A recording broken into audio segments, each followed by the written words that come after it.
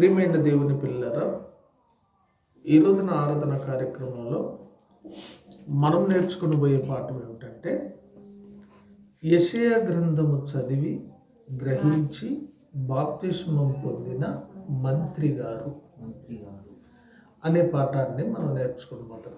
ఏం పాఠం నేర్చుకుని పోతున్నాం ఒకసారి చెప్పండి.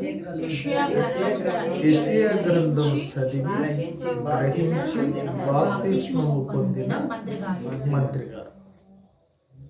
మరొకసారి చెప్తున్నాను, యెషయా గ్రంథము చదివి గ్రహించి బాప్తిస్మం పొందిన మంత్రి గారు అనే పాఠాన్ని నేర్చుకుంటున్నాం. ఏ గ్రంథం చదివాడు అతను? యెషయా గ్రంథాన్ని చదివాడు.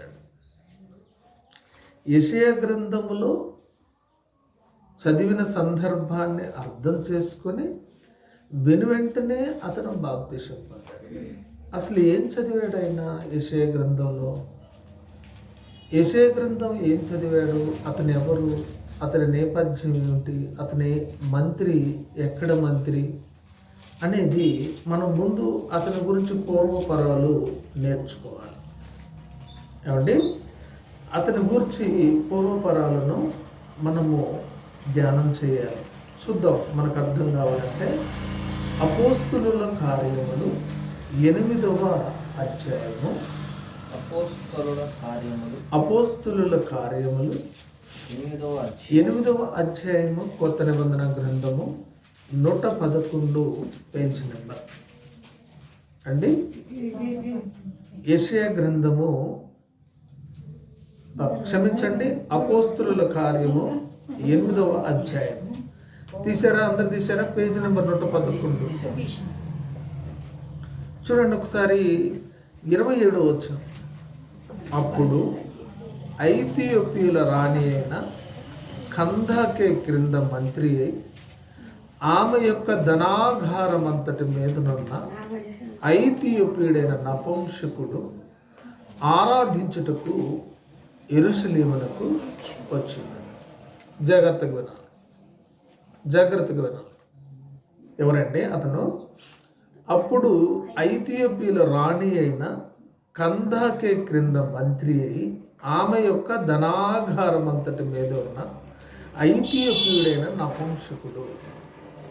ఆయన ఎవరంటే ఐథియోపియా అయిన రాణి. ఆ రాణి దగ్గర మంత్రిగా పనిచేసే ఇతను. ఐథియోపియా అయిన రాణి పేరు ఏంటంటే కందాకే. ఆమె పేరు కందాకే.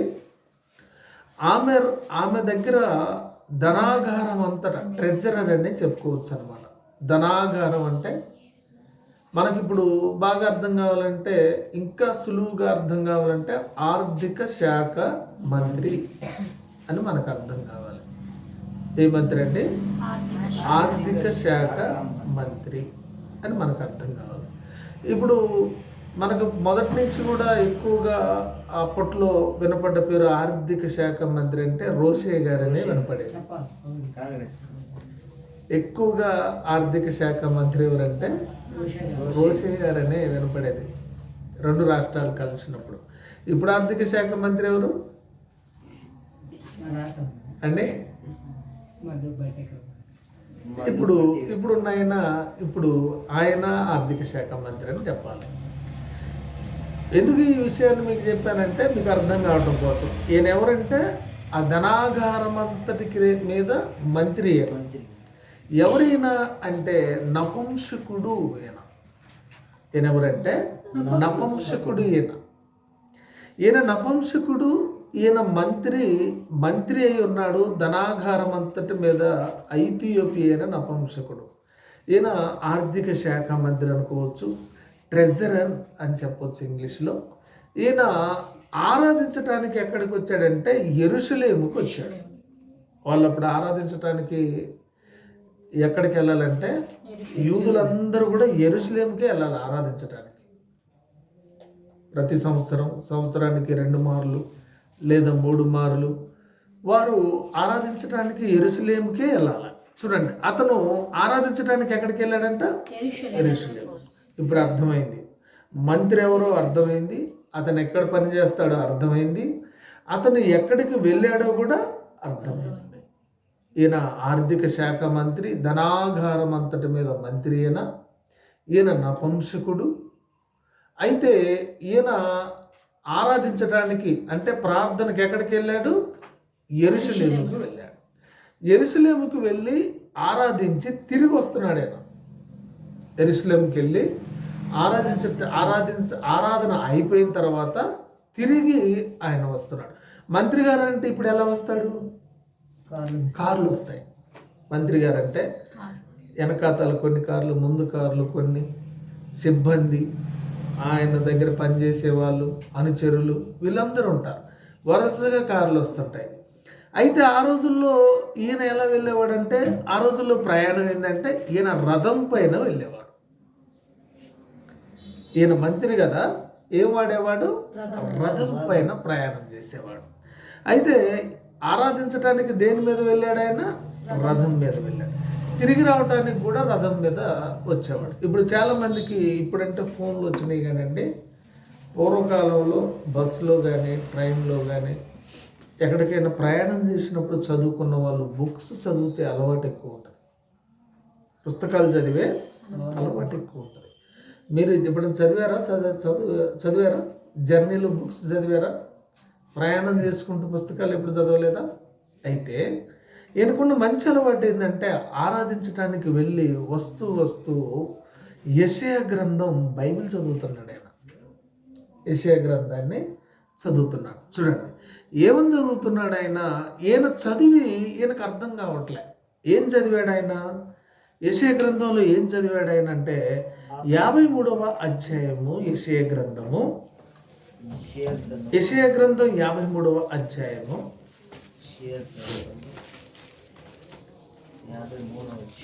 53 గ్రంథము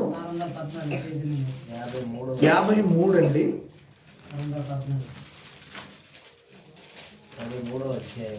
53వ అధ్యాయము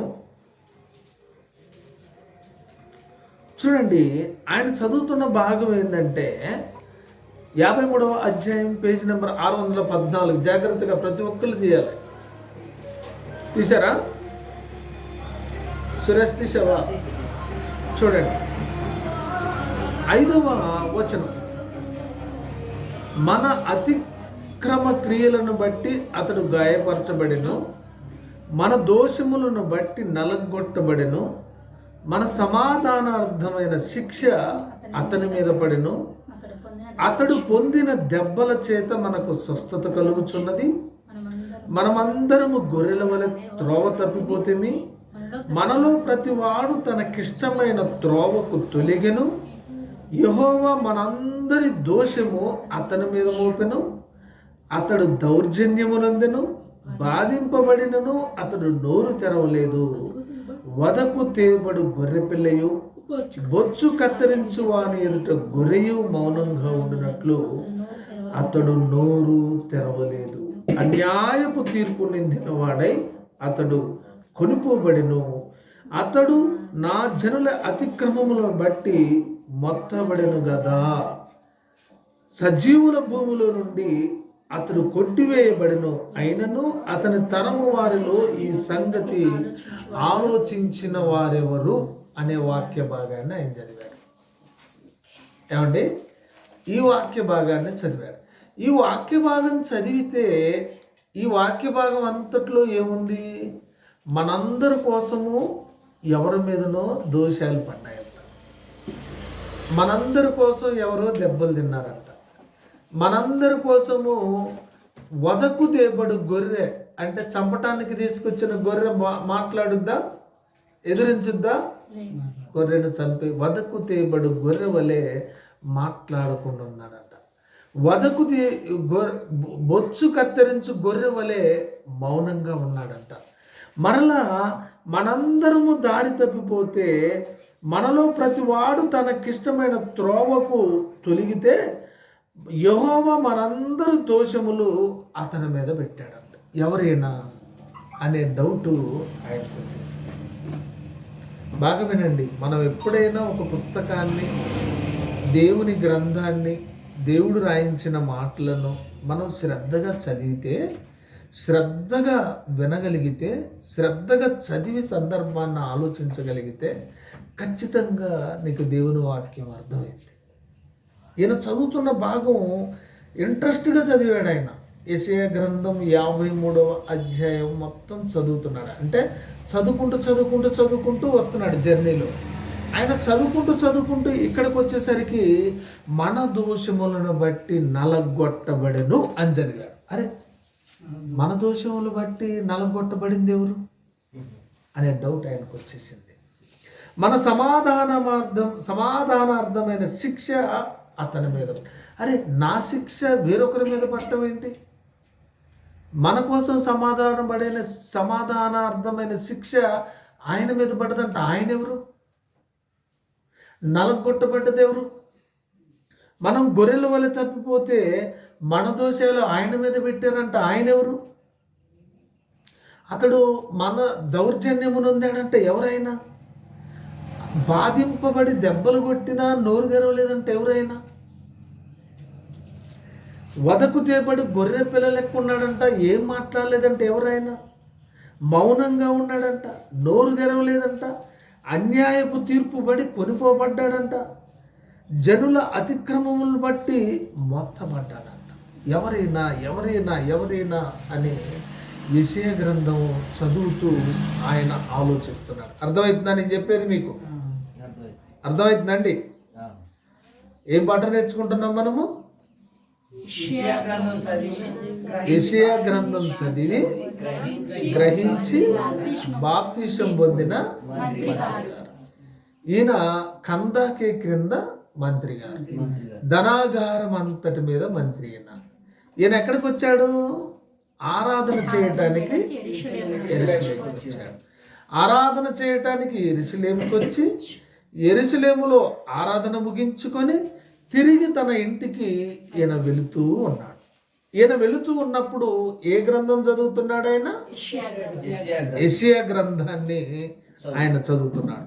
ఆయన యెషయా గ్రంథాన్ని చదువుతున్నప్పుడు ఏ సందర్భాన్ని చదివాడు? ఆయన మన దోషాలు బట్టి నలగొట్టబడ్డాడు, మన శిక్ష ఆయన మీద పడ్డది, మనకు తగలాల్సిన దెబ్బలన్నీ ఆయనకు పడ్డాయి. మనమందరం గొర్రెల వల్ల తప్పిపోతే, మనమందరం మనకిష్టమైన త్రోవలో మనం ఉంటే దేవుడు మన శిక్ష అంతా ఆయన మీద వేశాడు. మనందరి దోషం ఆయన మీద వేశాడు. ఆయన దౌర్జన్యం పొందాడు. బాధింపబడినను అతడు నోరు తెరవలేదు. వదకు తేబడు గొర్రె పిల్లయు బొచ్చు కత్తిరించు వాని ఎదుట గొర్రెయు మౌనంగా ఉన్నట్లు అతడు నోరు తెరవలేదు. అన్యాయపు తీర్పు ఆయన మీద. అసలు ఎవరైనా అనేది ఆయనకు అర్థం కావట్లేదు, గ్రహించలేకపోతాడు. నా కోసం మా కోసం మొత్తబడ్డాడంట, మా కోసం అన్యాయపు తీర్పు పొందాడంట. ఎవరైనా అని ఆయన అనుకుంటున్నారు. చదువుతూ ఉన్నాడు. చదువుతుంది మాత్రం అతనికి అర్థం కావట్లా. కాసేపు అనుకుంటున్నాడు నా గురించేనా అనుకుంటున్నాడు, ఇంకోసేపు అనుకుంటున్నాడు ఇంకెవరి గురించేనో అనుకుంటున్నాడు. వాక్యాన్ని మాత్రం శ్రద్ధగా చదువుతున్నాడు. ఇప్పుడు 8వ అధ్యాయం రండి. అపోస్తలుల కార్యము 8వ అధ్యాయానికి ఇప్పుడు వచ్చేసేయండి మీరు. ఏమండి, తీసారా? చూడండి, అక్కడ ఏం జరుగుతుందంటే ఈయన గ్రంథం చదువుతున్నాడు, రథం పైన ఈయన వెళుతున్నాడు.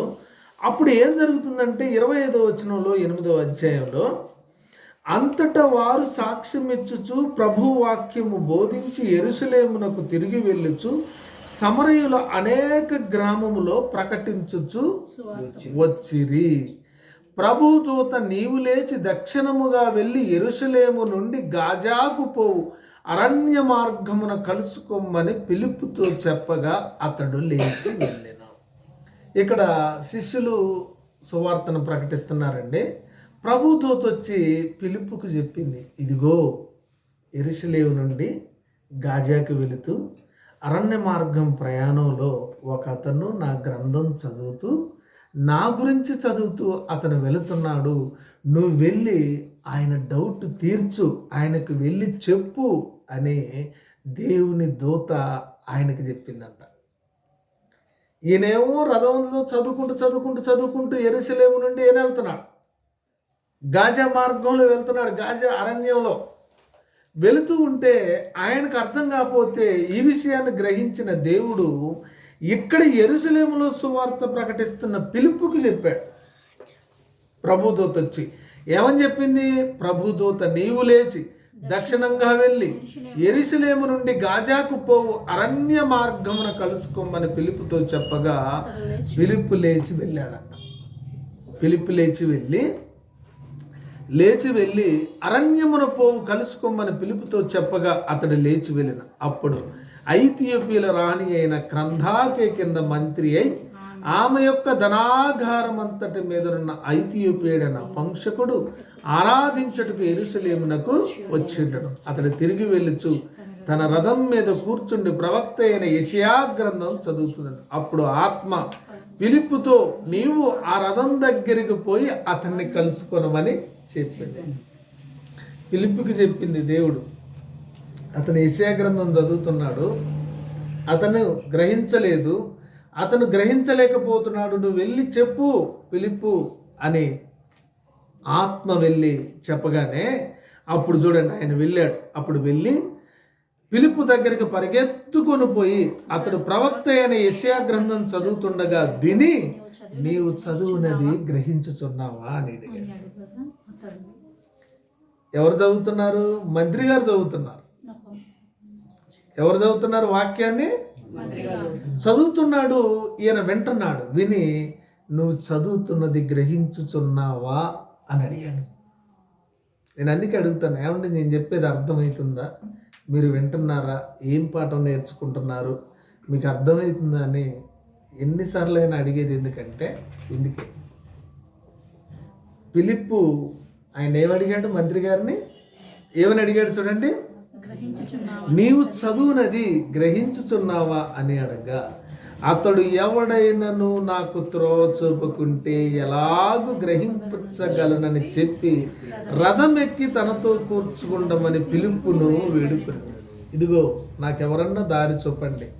ఎవరో నలగొట్టబడ్డారంట, ఎవరో శిక్షించబడ్డారంట, ఎవరో అన్యాయపు తీర్పు పొందారంట, ఎవరో వదకు తేబడి గొర్రె పిల్లలకు ఉన్నారంట, ఎవరో వధించబడ్డారంట, నా శిక్ష అతని మీద పడిందంట, అతని గురించి నేను చదువుతున్నాను, అతను ఎవరో నాకు అర్థం కావట్లేదు, నువ్వు నా రథం ఎక్కు, వెళుతూ నాకు చెప్పు, మనం మాట్లాడుకుందాం. ఎవరి గురించి మాట్లాడుకుందాం? శిక్షించబడింది ఎవరు? మన కోసం శిక్షించబడింది ఎవరు? మన కోసం నలగొట్టబడింది ఎవరు? మన కోసం ఇబ్బందులు పడ్డది ఎవరు? మన కోసం దౌర్జన్యము నొందినది ఎవరు అనే విషయాన్ని నువ్వు నాకు చెప్పు ఫిలిప్పు గారు అంటే ఆయన వేడుకున్నాడంట, బతిలాడాడంట. చూడండి, అప్పుడు 32 వచనం, అతడు లేఖనమందు చదువుతున్న భాగం ఏదనగా, ఇందాక చదివాం కదా, ఏం చదువుతున్నాడంటే ఆయన గొర్రె వలె వదకు తేబడి బొచ్చు కత్తిరించు వాని ఎదుట గొర్రె పిల్ల ఎలాగూ మౌనం గుండెనో అలాగే ఆయన నోరు తెరవకుండెను. ఆయన దీనత్వమును బట్టి ఆయనకు న్యాయ విమర్శ దొరకకపోయాను. ఆయన సంతానమును ఎవరు వివరింతురు?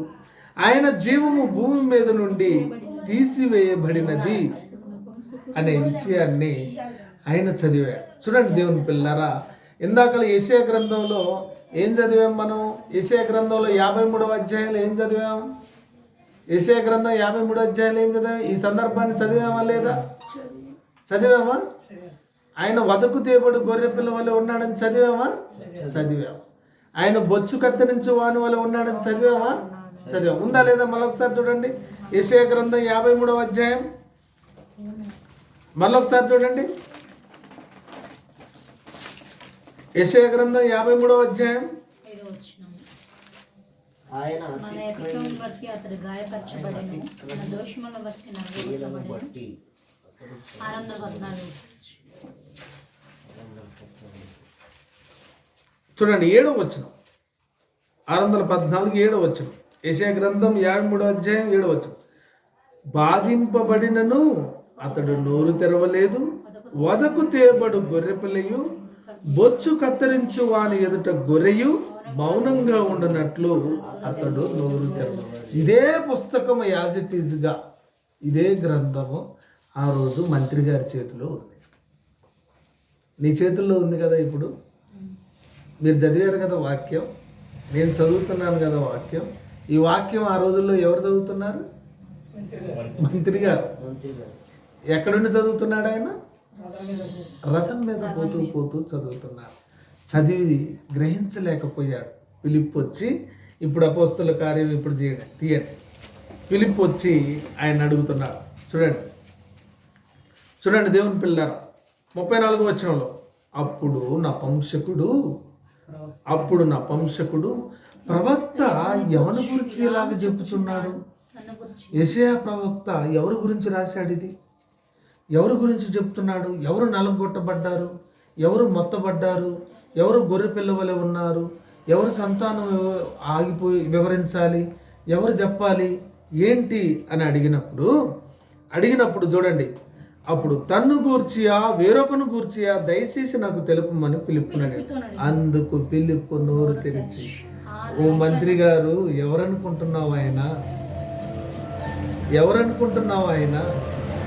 వదకు తేపడ్డ గొర్రెపిల్ల ఎవరనుకుంటున్నావు?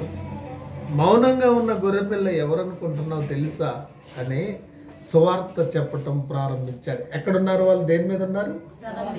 రథం మీద ఉన్నారు. చూడండి, అప్పుడు అందుకు పిలుపు నోరు తెరిచి ఆ లేఖనమును అనుసరించి అతనికి యేసును గూర్చి సువార్త ప్రకటించను.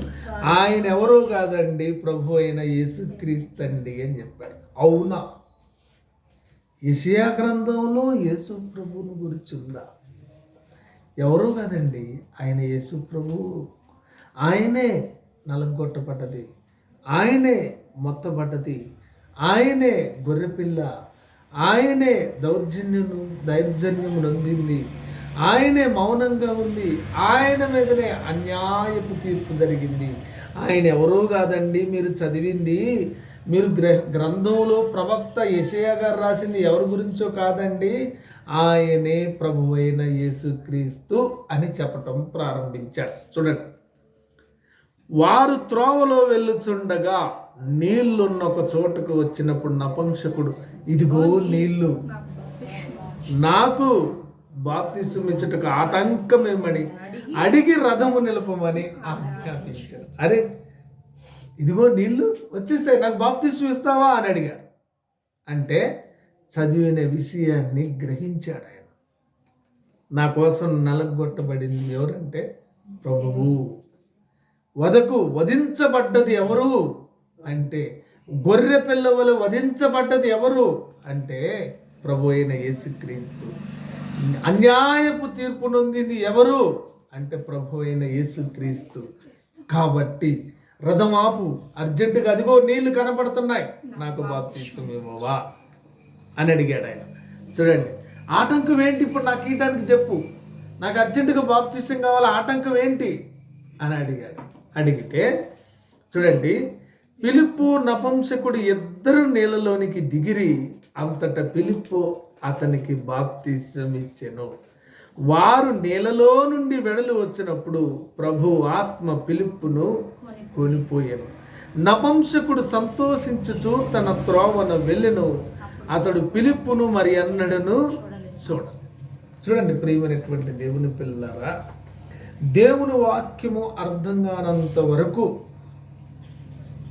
దేవుని వాక్యమును గ్రహించినంత వరకు నువ్వు ఎలా ఉన్నావో అలానే ఉంటావు. ఎప్పుడైతే దేవుని వాక్యం నపుంసకుడిగా అర్థమైనట్టుగా నువ్వు శ్రద్ధగా వింటే, శ్రద్ధగా నువ్వు బైబిల్ చదివితే, ఎప్పుడైనా వాక్యాన్ని ధ్యానం చేస్తే, బాగా చదవగలిగితే, నపుంసకుడికి వచ్చినట్టు మారు మనస్సు ఈరోజు అనేకులైన వారికి వస్తుంది. బాగా ఆలోచించాలి. అప్పుడు సంవత్సరం గుర్తులేదు, మనము సంగపతి గారు మీకు గుర్తుందో లేదో, సురేష్ గారు మీకు గుర్తుందో, మనము ఆరాధన పెట్టిన కొత్తల్లో శిరీష మనతో ఏకీభవించేది కాదు. మీకు గుర్తుందా లేదా? శిరీష నీకు గుర్తుందా? ఏకీభవించకపోయేది. అంటే వాక్యాన్ని త్వరగతిన అర్థం చేసుకోలేకపోయేది. తర్వాత ఎగ్జామ్స్ పెట్టినప్పుడు, వాక్యాన్ని విపులంగా బాగా నేర్పిస్తున్నప్పుడు వింటున్నప్పుడు ఒక వారం రోజుల నుంచి సంఘ పెద్ద గారికి అక్కగారికి అమ్మ నేను బాప్తిసం పొందుతానని చెప్తుందంట. సంఘ పెద్ద గారు అక్కగారు ఏం చేస్తున్నారంటే మాకు సంబంధం లేదమ్మా, నువ్వే చెప్పుకో, నువ్వు ఇన్ని రోజులు ఏకీభవించట్లేదు కదా, నువ్వే చెప్పుకో అంటే ఒక వారం అయిపోయింది. రెండో వారం ఆ విషయాన్ని నాకు తెలియపరిచాను. ఎన్ని గంటలకు ఇచ్చాను శిరీష్ నీకు బాప్తిసం? నైట్ 8. రాత్రి 8 గంటలప్పుడు వెళ్ళి అప్పటికప్పుడు తెలిసిన వెంటనే ఆ విషయాన్ని వెళ్ళి బాప్తిసం ఉంటుంది. అంటే నీకు మారు మనస్సు అనేది ఎప్పుడు ప్రాప్తిస్తుందంటే, మారు మనస్సు ఎప్పుడనేది నీలో ప్రవేశించి నువ్వు తహతహలాడుతూ దేవుని వాక్యాన్ని చదవటానికి, వినటానికి, రాయటానికి, నేర్చుకోవటానికి ఎప్పుడైతే నువ్వు స్పీడప్ ఉంటావంటే సందర్భాన్ని చదివి ప్రభు అయిన యేసుక్రీస్తును గూర్చిన వివరణ నీ హృదయంలో, నీ మనస్సులో, నీ శరీరంలో, నరనరాల్లో, మూలుగులో విభజించినంత మటుకు వాక్యం దూరినప్పుడు నువ్వు వద్దన్న మారు మనస్సు పొందుతావు. నీ మనసు మొత్తం మారిపోద్ది. ఈయన ఆరాధించుటకు యెరూషలేముకి వచ్చి యెరూషలేము నుంచి తిరిగి వెళుతూ చక్కగా చదువుతున్నాడట. మరి ఎంతమంది చదువుతున్నారు బైబిల్ ఈరోజు? ఇవాళ లేచి పొద్దున్న ఎంతమంది చదివారు చెప్పండి? చదివారు ఎవరన్నా? వీళ్ళిద్దరు చదివారంట, ఇంకెవరు చదవలేదు. కానీ అతను జర్నీలో బైబిల్ చదివాడు. ఎవరైనా ఆయన హోదా ఏంటి? మంత్రి. మంత్రి ఆయన, ధనాగారం అంతటి మీద మంత్రి. ఐథియోపియుడు ఆయన. ఎవరంటే ఆయన ఐథియోపియుడైన నపుంసకుడు. నపుంసకుడు అంటే మీకు అందరికి అర్థమవుతుంది కదా. నపుంసకుడు ఆయన, మంత్రిగా ఉన్నాడు. ఆయన ధనాగారం అంతటి మీద మంత్రిగా ఉండి చాలాసేపు ఆలోచించాడు. నా కోసం శిక్షించబడింది ఎవరు? నా కోసం శ్రమ పట్టబడ్డది ఎవరు? నా కోసం శ్రమ పడింది ఎవరు? నా కోసం ఇబ్బంది పడింది ఎవరు? నా కోసం దెబ్బలు తింది ఎవరు? నా కోసం బాధపడ్డది ఎవరు? ఆయన ఎందుకు తీసేశారు? ఆయన గురించి ఎవరు వివరించాలి అని ఇవన్నీ ఆలోచనలో నుంచి మార్పు చెందాడు. మారు మనస్సు ఆయనకు వచ్చేసింది. కాబట్టి వినండి, ఆలోచించండి ప్రియమైనటువంటి దేవుని పిల్లలు. బాప్తిసం పొందని వారైతే మీరు ఇంకా చదవండి, బాగుగా చదవండి, సందర్భాలన్నీ గ్రహించులాగున చదవండి. మీకు ఏ ఏ విషయాలైతే అర్థం కావో, యేసుక్రీస్తుని గురించిన డౌట్ కానీ, యేసుక్రీస్తుని గురించిన సందేహం కానీ, యేసుక్రీస్తుని గురించిన మొహమాటం కానీ మీకు ఎక్కడైనా వాక్యం పట్ల ఉన్నట్టయితే అడగండి, నేర్చుకోండి. 10 సార్లు చదవండి, ఎక్కువ సార్లు చదవండి. అది నిజమని చెప్పిన తర్వాత రూఢిపరచుకోండి. అప్పుడు మీకు మారు మనసు వస్తుంది. ఒకవేళ బాప్తిసం పొందిన వారైతే మీరు మరొకరికి చెప్పటానికి, మరొకరికి వివరించటానికి, ఇదిగో మన కోసము ఇబ్బంది పడ్డాయన, మన కోసము సిలువలో మరణించిన ఆయన, మన కోసము కొరడా దెబ్బలు తిన్నాయన, మన కోసం ఇబ్బందులు పడ్డాయన, మన కోసం బాధలు పడ్డాయన, ఆయనే ప్రభు అయిన యేసుక్రీస్తు అని మీరు రూఢిగా బాప్తిసం పొందిన వారు, పొందని వారికి మీరు చెప్పండి, తెలిసేలా వారికి తెలియజేయండి, వారికి తెలియపరచండి. అప్పుడు ఇప్పుడు ఈరోజు ఆ రోజు పిలుపు వచ్చి ఎట్లయితే ఆయనకి చెప్పాడో మీరు కూడా వెళ్ళి తెలియని వారికి చెప్పొచ్చు. వారు కూడా మారు మనస్సు పొంది ప్రభువును తెలుసుకునే అవకాశం ఉంది. కాబట్టి ప్రియమైనటువంటి దేవుని పిల్లరా, ఏం పాట నేర్చుకున్నాం మనము? యెషయా గ్రంథం చదివి గ్రహించి బాప్తిసం పొందిన మంత్రి గారు. ఈరోజు మత్తయి సువార్త చదువుతున్నాం, మార్కు సువార్త చదువుతున్నాం, లోకా సువార్త చదువుతున్నాం, యోహాను సువార్త చదువుతున్నాం. ఆ రోజుకి అప్పటికి ఆయనకి చరిత్ర ఆయన చేతుల్లో లేదు. అప్పటికి ఆయనకి చరిత్ర ఆయన చేతుల్లో లేదు. ఏముంది? ఒక గూఢ భావం మాత్రం ఉంది యెషయా గ్రంథంలో, ఒక ప్రవచనం మాత్రం ఉంది. అది చదివాడు. ప్రవక్త ఎవరి గురించి చెప్పాడు అని తెలుసుకున్నాడు ఆయన. యేసుక్రీస్తు సిలువ వేయబట్టం తెలుసుకున్నాడు ఆయన. ఇవన్నీ నేర్చుకున్నాడు. కానీ ఈరోజు క్లుప్తంగా నీకు పిన్ టు పిన్ రాయబడింది సువార్తల్లో. నేర్చుకోండి, చదువుకోండి. చదువుకున్న వాళ్ళు ఇతరులకు చెప్పండి. బాప్తిసం పొందని వాళ్ళు, ఇదిగో నీకోసమే ప్రభువు మరణించింది, ఇదిగో నీకోసమే ప్రభు మూడో రోజున తిరిగి లేచింది. ఇదిగో నీకోసమే ప్రభువు కొరడా దెబ్బలు తిన్నది. ఇదిగో నీకోసమే ప్రభువుకి ముళ్ళ కిరీటం పెట్టబడింది.